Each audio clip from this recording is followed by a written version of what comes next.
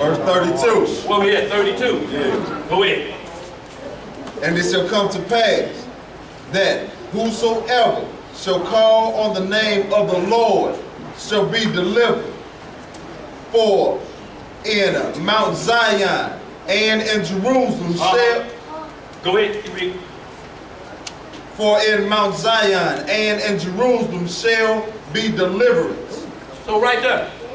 You can hold, bro, right there. Is that a little bit more to that verse? Yeah, a little Go bit ahead. more. As the Lord has said, and in the remnant whom the Lord shall call.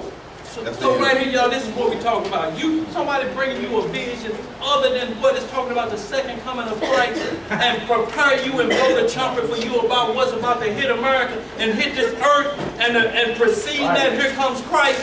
What do you gonna hear a different vision than what the Lord has said over you? It's gonna be too much for you to handle.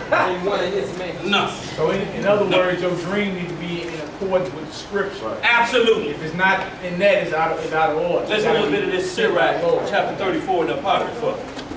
And it's going to break this down even further, but we're going to get back to what Saul see. We're going to clearly see. We're also going to hit it here, and we're going to see was those demons, or was that Samuel himself resurrected, or was that an evil spirit conjured up? Y'all, because after we ain't seen nobody from the dead. Don't you think Tupac would have been back now? They say they seen Elvis. So what we're talking about is apparitions, which is a figure of what we may call a ghost. Or you may feel a wicked spirit. Now, we felt that all the time. We're going to hear some Job where he felt spirits evil that make the hair stand up on his flesh. Y'all, all of a sudden, you just, ooh, man, I felt that, man, my hair stood up. Evil spirit would pass. Like a Chill come over. Bro, you drop your head like that. It's truly a spiritual warfare we involved in. But that's what they want to do. See how you're going to tremble, get scared then you're walking down the street and dry leaves follow you. You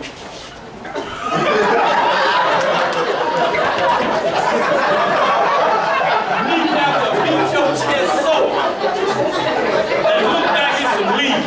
And you start cursing your own scared. That's what they love to do, y'all. We ain't supposed to have sudden fear. No sudden fear. If you hear a power yell like this, but you just can't take off running, you're running the line of fire. Get low and listen, see where it's coming from. Then get off running. You'll run out in the middle of traffic. Scared. Scared. Let's sit down. We're in the Apocrypha, chapter 34. Go ahead. What you got on? What you saying on? Ecclesiastes. Ecclesiastes in the Apocrypha, chapter 34. There's a very important thing in verse 6. Don't lay it on the line, y'all. Right. So, if you're having a dream, and the quick question we're going to ask you, have you asked the Lord for the interpretation thereof? No, blank. Why? Why? You want to tell me that part, but you ain't done the rest of the work? Right. No. Makes no sense. No. You can't go home at lunchtime unless you sit. You have to come back to work after lunch.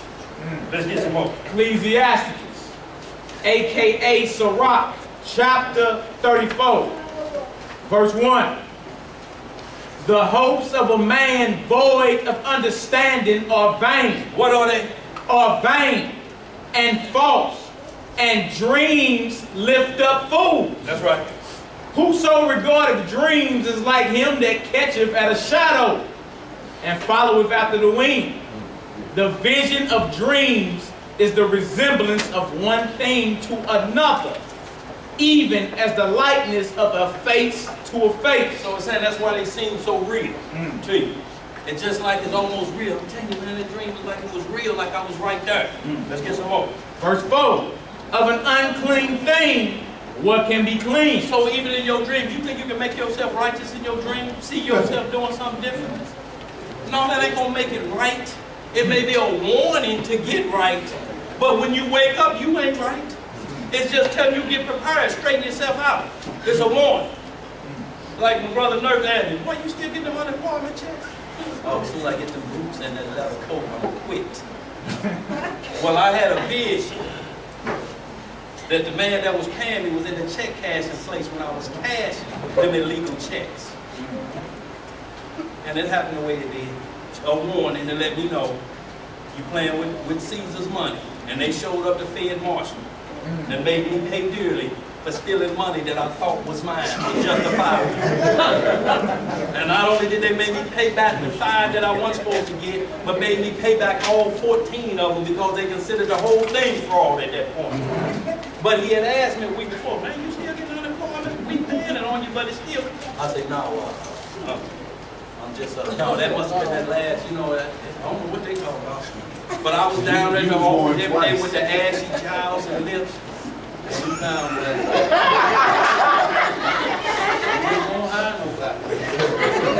No. Came to me, warned me to stop. That boy warned. Kept on getting the next thing I know, I'm in the hoop scowl out in places. Me and a couple other people doing the same thing. So y'all, these dreams warn us. They let us know, but we're going to get to some more. Get some more of that, Master. Verse 4, of an unclean thing, what can be clean? And from that thing which is false, what truth can come? Divinations and soothsayings and dreams are vain, and the heart fancieth as a woman's heart in travail. So right in verse 5, let's stop here. This is what it's saying. All these are wicked. You say, well, how is he going to tell us about dreams? Next verse. Verse 6. If they be not sent from the Most High. Read that again. If they be not sent from the Most High. See that big word right there? Not sent from the Most High. They fancy. They don't mean nothing if the Most High ain't sent them. Let's get some more of that matter. If they be not sent from the Most High in thy visitation, set not thy heart upon them. And the Most High going to let you know in your visitation. Like he did with Jacob. It's a visitation. He's going to tell you point blank, write this down. This is how you're going to know it's me. If this thing comes out to pass, it ain't me. Jacob did it. He set a pillar there on that night. He had a dream and built an altar and said the Lord was truly here that night. Because the vision came back. He saw God's ascending out of the earth and coming down, coming down from earth on what we call, they call today Jacob's ladder. He saw him walking down the ladder, coming on earth and going back up. He like the Lord and opened up a passageway. In like manner, this was happening with Saul when we get back to it. And the angels came down and ministered to Jacob at that point. Happened a few other times, but we're going to get to it, y'all. We got about 20 minutes left. Let's get it. When we're saying dreams can come from the enemy as well. And dreams can come from Satan. It's called a nightmare. Right. Succubus, incubus. Have you so terrified you scared to go back to sleep? You keep on seeing a wolf head on a donkey body, fighting at your grin. Every time you wake up, just wake Y'all the same people wake up out their dream, or they say they died in their sleep. You can actually have a heart attack in your sleep. Scared to death and bust your heart in your sleep. If your sleep is not sweet, because you're supposed to meditate on the word of the Lord. Morning, noon, and night. In your dreams, you have to meditate before you go to sleep. Lord, protect me with your. You have to know in your law, in your sleep, the law, statutes, and judgment keep you from sinning in your sleep. Because he'll send his. He never quit. Go ahead, Sid. Can you read 7? Yeah, go ahead. Go ahead. 8. Verse 7.